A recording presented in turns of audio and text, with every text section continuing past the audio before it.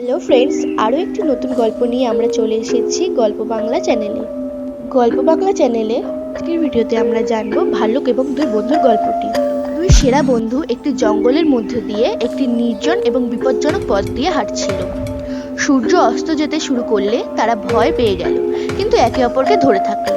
হঠাৎ তারা তাদের পথে একটি ভাল্লুক দেখলো। ছেলে দুটির একজন নিকটতম গাছের দিকে দৌড়ে গেল এবং এক মুহূর্তের মধ্যে গাছে উঠে পড়ল। অন্য ছেলেটি জানতো না যে কিভাবে গাছে উঠতে হয়, তাই সে মাটিতে শুয়ে পড়ে মারা যাওয়ার ভান করলো। ভাল্লুকটি মাটিতে ছেলেটির কাছে এসে তার মাথার চারপাশে শুকলো। ছেলেটি মারা গেছে ভেবে ভাল্লুক তার পথে চলে গেল।